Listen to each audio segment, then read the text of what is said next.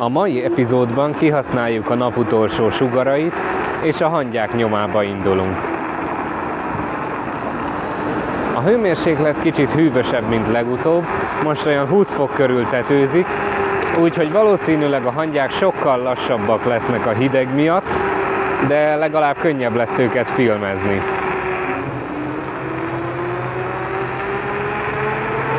Az előző részhez képest biztos vagyok benne, hogy sokkal több hangyafajt fogunk találni, hiszen most két alacsonyabb hegyet fogunk meglátogatni.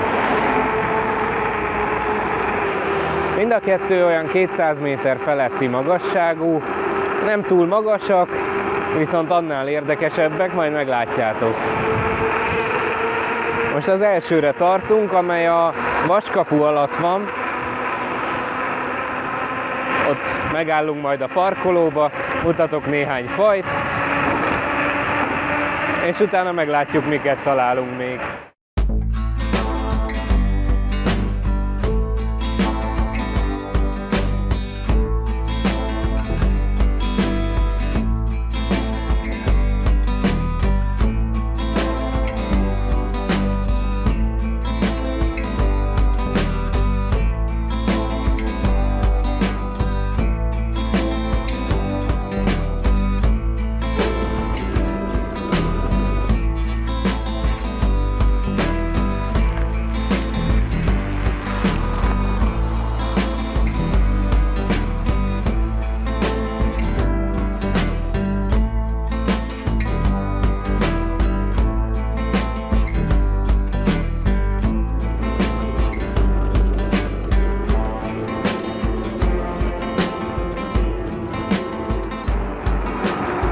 És már itt is vagyunk, ez itt a parkoló.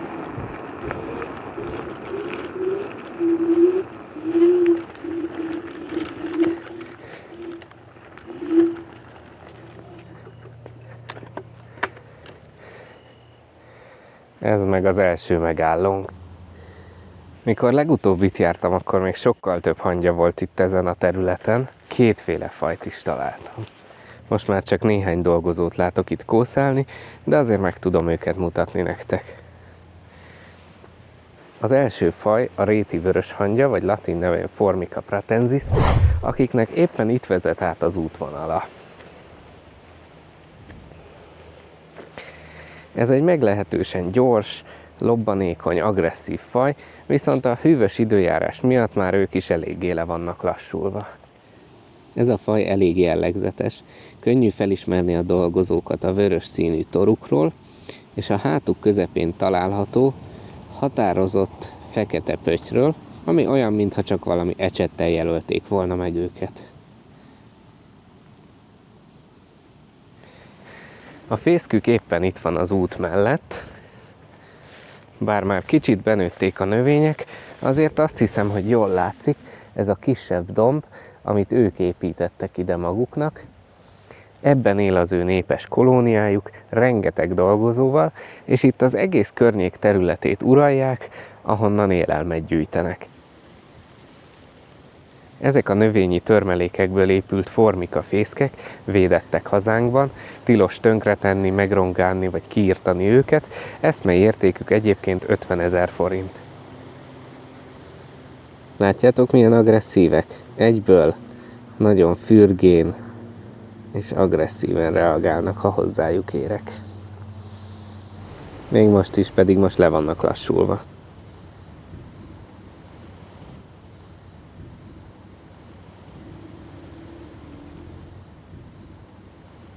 Azért védettek ezek a bolyok, mert nagyon fontosak a környezet szempontjából. Egy ilyen hatalmas kolónia rengeteg kártevőt pusztít el, ezért ha a kártevők túlságosan elszaporodnak, akkor ezek a bolyok azok, amelyek meg tudják őrizni a természetes egyensúlyt ebben a környezetben. A másik fajból viszont most nem látok itt dolgozókat. Az egyébként a Camponotus vagus volt, de velük már találkoztunk az előző videóban, és még találkozni is fogunk majd. Úgyhogy menjünk tovább, és nézzünk szét arra lejjebb is.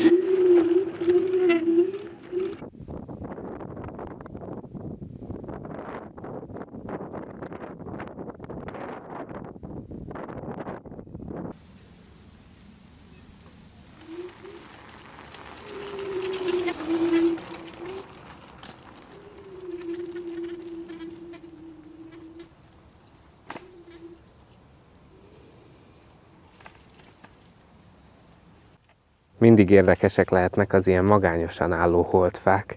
Néha lehet rajtuk érdekes fajokat találni. Itt balról látunk egy facsoportot, és ennek a szélén van ez a fa, ami azt jelenti, hogy ez itt a környezetben némi átmenetet képez a mező és a idézőjeles erdő között. Az ilyen holdfák nagyon fontosak a természetben. Láthatjátok, hogy tele van mindenféle üregekkel. Nyáron jártam itt utoljára, akkor fotóztam ezen a fán egy nagyon érdekes fajt, a Temnothorax lipeatuszt.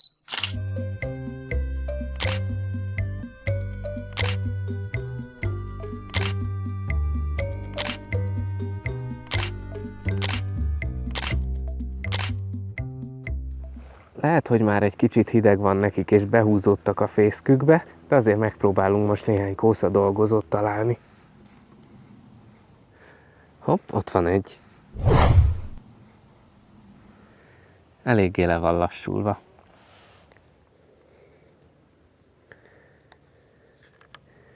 Itt keresgél a fán. Nézzétek, milyen érdekes vöröses színezete van. Nagyon érdekes kis jószágok. Ez az egyetlen hazai Temnothorax faj, aminek ilyen jellegzetes vöröses színe van. A fa üregeiben élnek. Örülök, hogy ezt a fajt is meg tudtam mutatni nektek. A kilátás valami meseszép erről a hegytetőről. Ott éppen megcsillan a napfénye a Duna kanyarulatán. Kicsit arrébb az a nagy fehér, az a Suzuki gyár. Mögötte a Strázsahegy.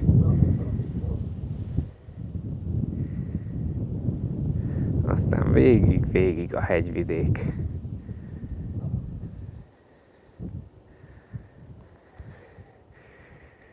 Ott feljebb az a vaskapu, aki esetleg erre jár, annak ajánlom, hogy igyon meg ott valamit, ott még gyönyörűbb a kilátás, de azért azt hiszem, hogy mi sem panaszkodhatunk.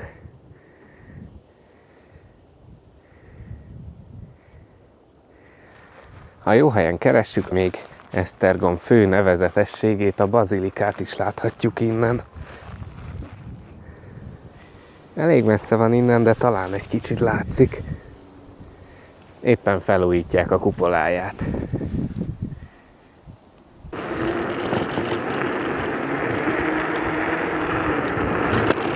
Most átmegyünk a másik hegyre, és megismerjük a romos, elhagyatott templom lakóit.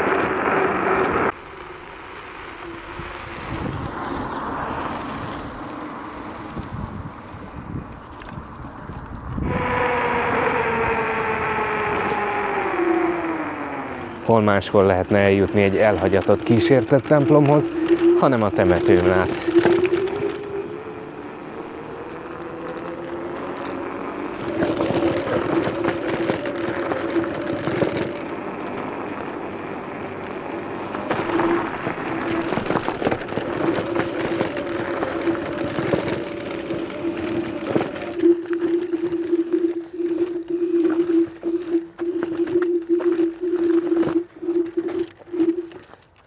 A bazilika innen is jól látszódik.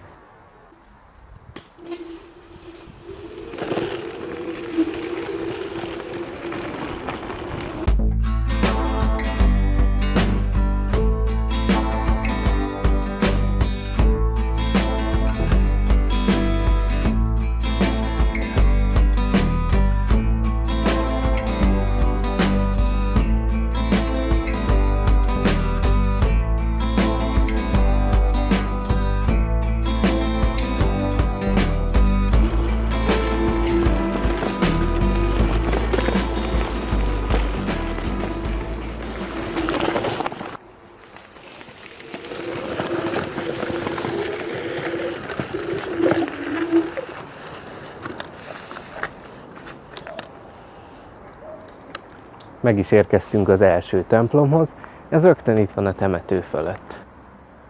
Az írás szerint az 1900-as években épült, én mondjuk sokkal régebbinek tippeltem volna az állapota alapján.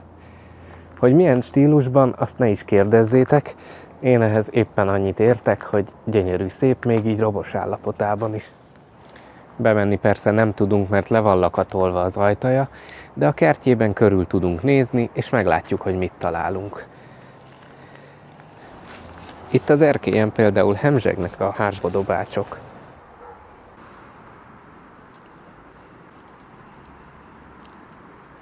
Ezek az egészen piros színűek, ezek még lárva állapotban vannak, ezek a nagyobbak viszont már kifejlett egyedek.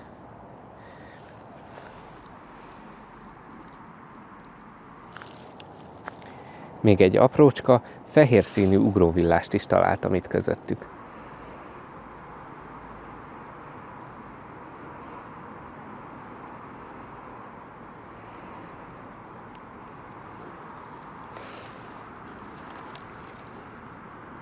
Ez a magányos ligeti lóhangya dolgozó a hársbodobácsok között futkározik. Vele már találkoztunk az előző videóban, ez az a faj, amiből csak egy-egy példányt szoktunk találni általában, mert kis kolóniát alapít és viszonylag félénk. Ez a dolgozó is elég félénk most a bodobácsokkal szemben, amikor találkozik velük, akkor megpróbál lelapulni és mozdulatlan maradni, hogy elkerülje a veszélyt.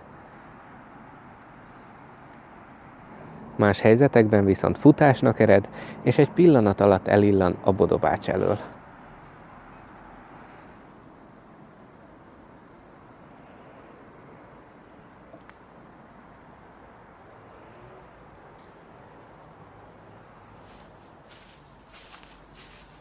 Ilyen helyeken érdemes jó alaposan szétnézni. A földön rengeteg lehullott faágat, gajat találhatunk. Ezeket, ha eltörjük, akkor érdekes járatokat figyelhetünk meg benne. Ezekben a járatokban néha beleköltöznek az apróbb hangyafajok. Megpróbálok találni egyet, hogy megmutassam.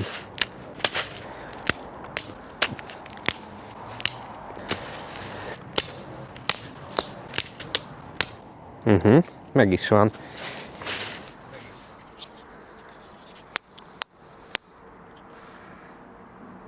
Ez a faj a kapushangya, róluk beszéltem már egy korábbi rövid videóban itt a csatornán.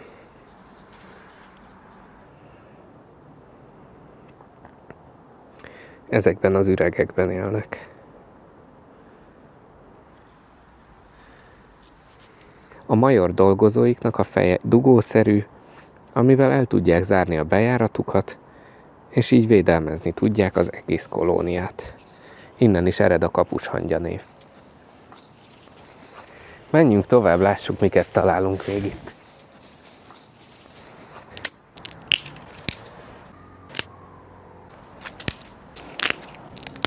Ebben a másik gajban pedig találtam egy másik érdekes fajt is. Látjátok ezeket az apró sárga színű dolgozókat. Ez valamelyik Temnothorax faj lesz. Mindjárt megmondom, hogy melyik. Alaposabb vizsgálat után a Temnothorax unifasciatus fajt tudtam megállapítani. Ami nem is olyan meglepő, hiszen ez az egyik leggyakoribb Temnothorax faj hazánkban. Amit korábban láttunk, az a vöröses faj, az sokkal ritkább ennél. Megtaláltuk a királynőjüket is. Ő sokkal nagyobb, mint a dolgozók, olyan 5-6 mm körül van a testhossza, míg a dolgozóknak 2,5 mm. De ez még mindig nem az a templom, amit mutatni akartam nektek, úgyhogy menjünk még tovább, egészen a hegy legtetejére.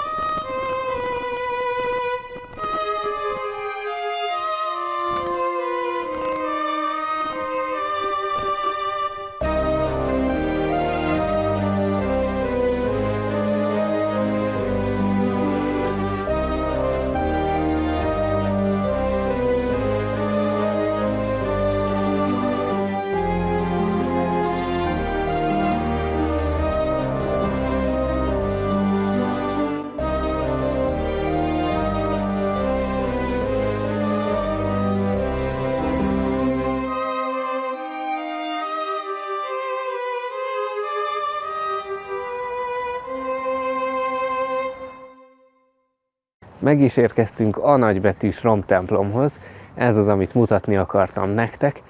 Ezeket a pántokat nem is láttam még itt rajta, úgy látszik, ezek tartják még össze.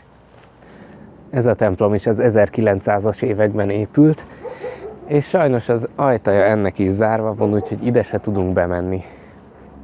És hogy kik lakják jelenleg ezt a romtemplomot? Hát ők.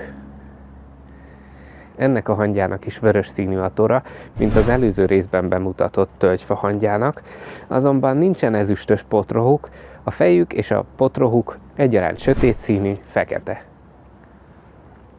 Ez a faj a Lasius emarginatus, vagyis a vörös torú fekete hangya. Ők is népes kolóniát alapítanak, néhány ezer dolgozóval, bár ezt most elég ügyesen titkolják. A hűvös miatt már ők is behúzódtak a járataikba, csak kevés dolgozó jön elő, azonban nyáron, amikor meleg van, valóságos útvonalaik vannak végig a falakon. Nagy területet ural, még a templom előtt lévő keresztek alatt is látni belőlük dolgozókat, amelyek keresgélnek.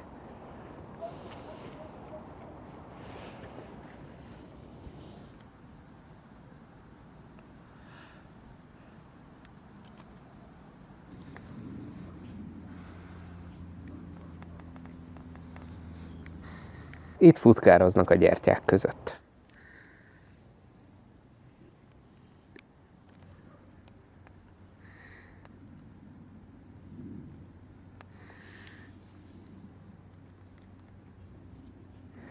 De találtam egy másik, fekete dolgozót is.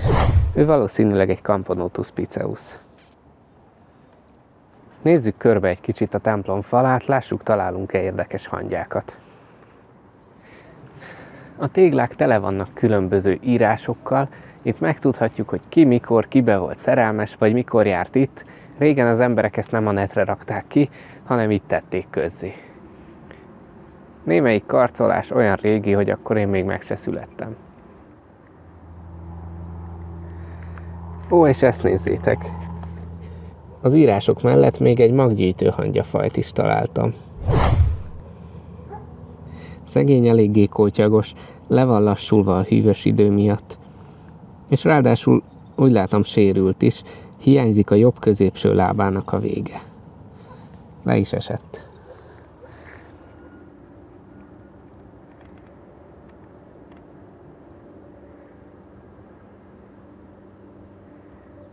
Nem tudom, miért akar felmászni a templomra, de ahogy látom, nem is nagyon sikerül neki.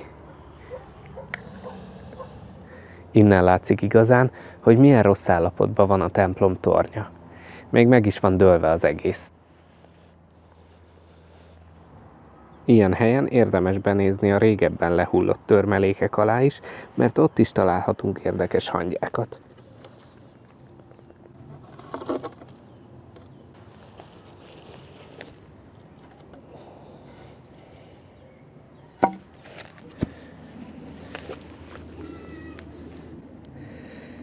Ez alatt például egy Tetramorium faj lapult. Ezeket elég nehéz meghatározni, de ha szerencsénk van, akkor meg tudjuk mondani, milyen faj.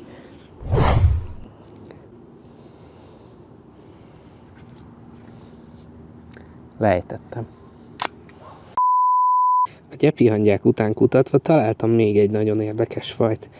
Ezek a nagyon apró, sárga színű dolgozók, a tolvajhangya, vagy más néven Solenopsis fugax fajnak a dolgozói.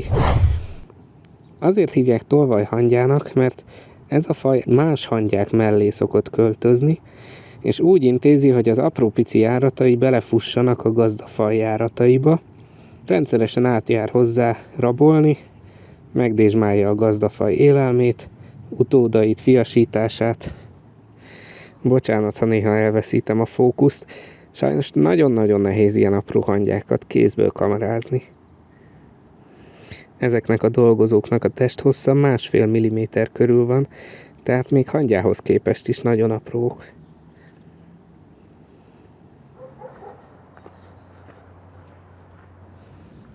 Ez pedig itt megint egy újabb hangyafaj.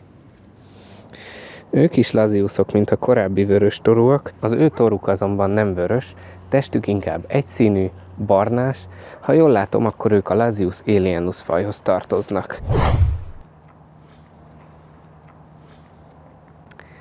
Ezzel meg is döntöttük az előző rekordunkat, hiszen több fajt találtunk ebben a részben, mint az előzőben. Azért azt tegyük hozzá, hogy ez a környezet sokkal többet is adott volna, viszont sajnos már az időjárás eléggé lehűlt, és a legtöbb hangya visszahúzódott a járataiba. Mi is visszahúzódunk, mert a nap már lassan eléri a horizontot, köszönjünk el a romtemplomtól, találkozunk legközelebb. Addig is, ha tetszett ez a videó, mindenképpen kedveljétek, és iratkozzatok fel a csatornánkra, és kapcsoljátok be a csengőikont, hogy értesüljetek majd a következő epizódokról. Sziasztok!